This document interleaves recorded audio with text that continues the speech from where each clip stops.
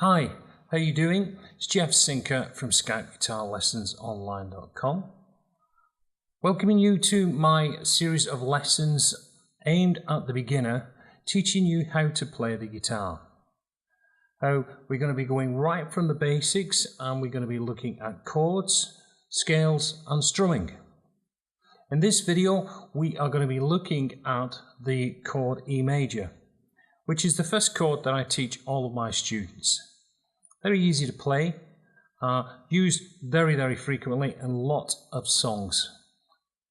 So what we're going to do, we're going to go through the guitar. I'm just going to talk you through some of the basics, and then I'll show you how to play this chord. So we're going to get the camera zoomed right in, and let me show you how to play the E major chord. Right, we have the guitar here. Now, first thing I want to do is explain to you the strings. Now, as you can see, we go from a thick string down to a thin string at the bottom. And we're going to number each one of them strings, so that when I'm talking, you'll be able to understand which string I am referring to. Now, the thickest string here at the top is known as the low E string, and we're also going to call it number 6, so that will be 6E. Next one down is the A string, and that is 5, so that's 5A. Moving down, we have the D string, and this is known as the D4. Further down, the string here is the G string, and that is the third string, so that will be G3. The B string, next string down here, second from the bottom of the guitar here, that is string number 2, so that is B2. And finally, we have another E string, and that is known as the first string, which is E1. Also, let's talk about the fingers. Now, the fingers will be numbered, so if we can see my hand here, let me get my hand there. We have first finger, second finger, third finger, fourth finger. Also, you'll hear me refer to it as my pinky. Now, the E chord, as I said, is one of the most standard chords we're going to play. We're going to start off by placing our first finger, this one here, and we're going to place it just behind fret number 1. Now let's talk about the frets very quickly. This piece of plastic, which we have on all guitars, is known as the nut. We move up, we've got these strips of wire, and these are called frets. So this one is known as fret number 1, 2, 3, 4, 5, and so on down the fretboard. So when I say that we're going to put first finger on to the G string, which is the third string, on first fret, what we're really referring to is that the finger is going to be placed on the string, on that G string, and what we're looking to do is place the finger just behind the fret. Now, I always say to my students, about 1 or 2 millimeters behind the fret is the optimum position. Now, I use the word optimum because in certain positions on chords that we use, we can't always get our finger directly behind the fret. But that is what we are looking to actually do. So I've got my first finger now on the G string, G3, just behind the fret, and I'm pushing down on the actual string. Now, I'm not pushing down too hard, but I'm pushing down enough to hold the string onto the fret. Now, the idea is that the sound itself isn't being generated from the finger, but is being generated from the actual fret, or the string being held down onto the fret, which in theory has reduced the length of the string, because we've got this set length of all the strings. So by placing our finger on this, or just behind the fret, we've reduced the length of the string, which in turn increases the pitch of the string. So we have this first finger now pushing down, holding that string onto the fret wire, and we get this note.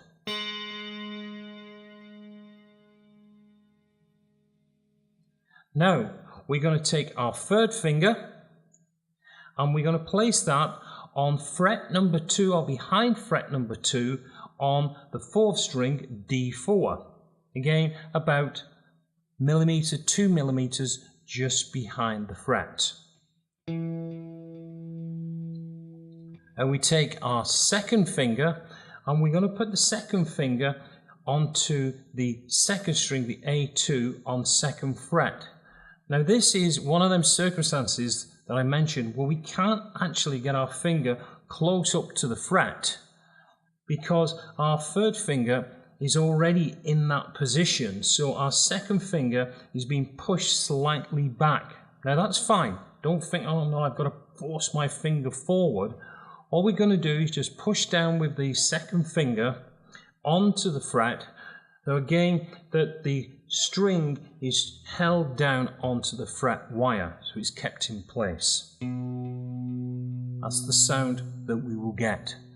Now the remaining strings are going to be left to ring as what we call open. So we've got the low E or the 6th string, the B, B2 string, and the high E string.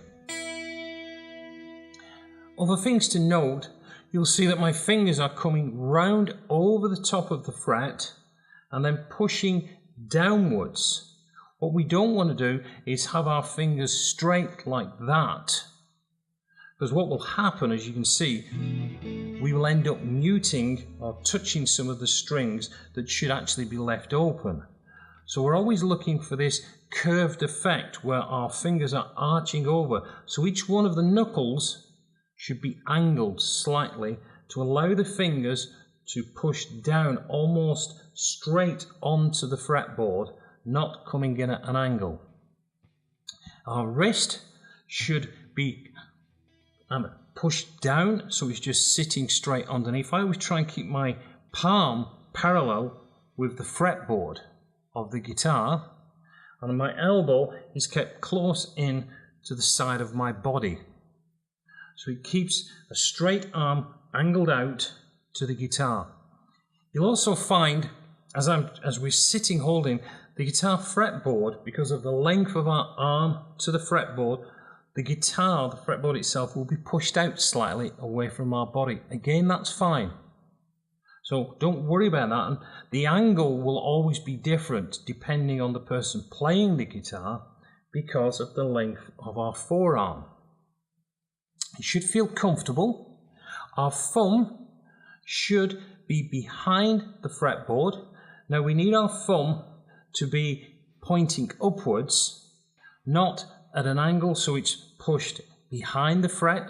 So we get that. This is not what we're looking for. Also, we don't want our thumb to be pushed underneath.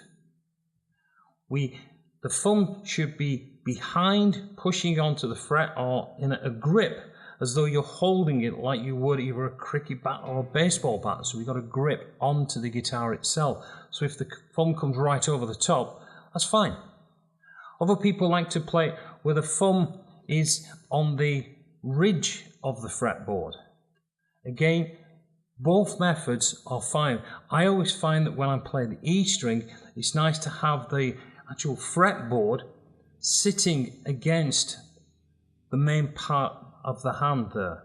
So the thumb is coming over the top, the fingers are pushing down onto the fretboard. We don't use too much pressure, and if you push down too hard, you're exerting too much pressure. It will start to get sore on the fingers. You're always going to get these little divots in the hands. They're always going to be there. No matter how long you've been playing, they'll always occur on your fingers, so don't worry about that.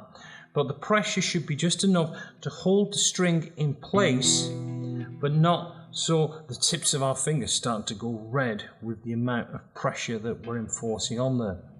If we don't push down enough, we tend to get that sound, where we're not actually pushing the string onto the fretboard. But it's not about pushing the strings down too hard, it's about ensuring that the string itself is resting onto the fret. Now, I would also advise that you use one of these. called a pick or a plectrum. Now they all come in various shapes, sizes. There's a whole industry that are making picks. Now I use a rather heavy pick. You can see it's quite thick, but they come in all sorts shapes and sizes. As a beginner you might want to try a slightly thinner one. This is 1.5 mil. The picks, when you buy them, they normally have the information printed onto the pick itself, but 0.75 to 1 mil would be fine. Now I will be doing an instruction lesson about holding and using the pick, but for now I just want you to hold it between your thumb and first finger so that the pick is pointing 90 degrees to your thumb.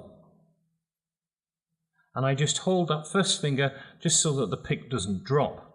And the pick really is just an extension of your thumb. Well, not saying that you can't use your thumb to play this, but it is better with a pick. So we're going to take the pick in our hand, and we've got our hand firmly holding that chord in place. And what we're going to do is just strum down or just pick down the notes. So we're going from the 6th string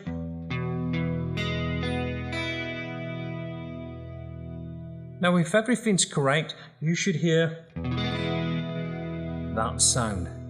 Now, common things that for a beginner when we first start playing, our 3rd finger can catch the string underneath, G string. So we get that sound.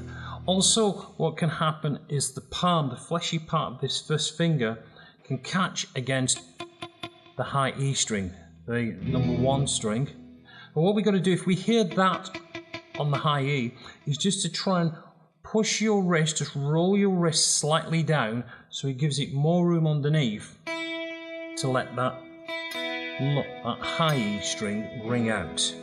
For the 3rd finger, if you're having that problem with it touching that G string underneath, what I'm going to do is just kind of roll your finger slightly so there's more of the tip of the finger pushing down and not the pad of the finger.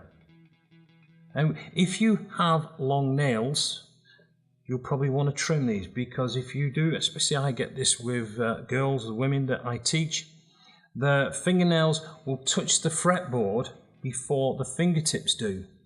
If that happens, I'm sorry, you are going to have to trim your nails back, because we have to have the fingertips pressing onto the chord.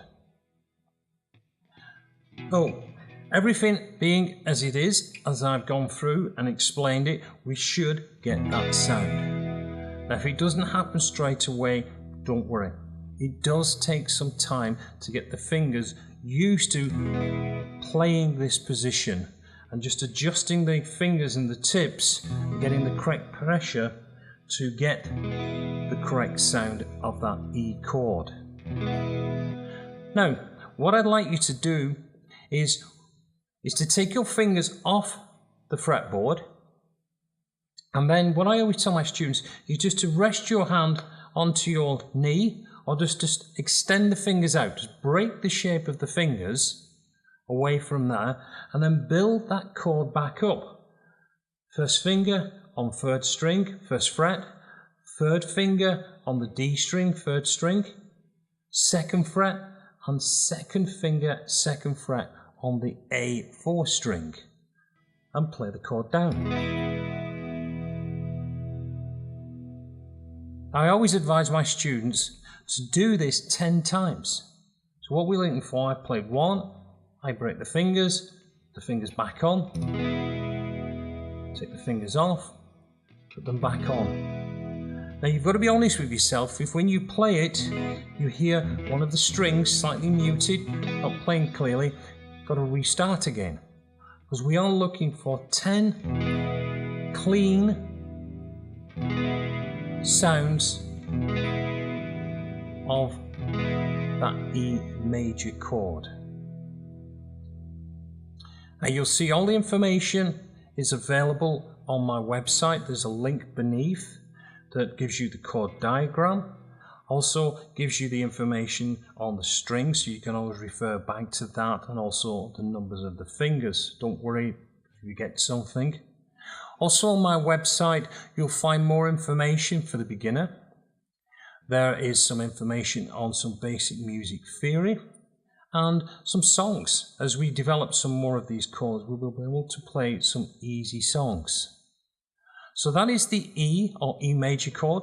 Term is applied for the same chord that we're playing here. What we're going to do in the next video, we are going to look at the D chord. So until the next lesson, this is Jeff Sinker from Skype Guitar Lessons Online. Thanks for your company, and I look forward to seeing you again in the next video.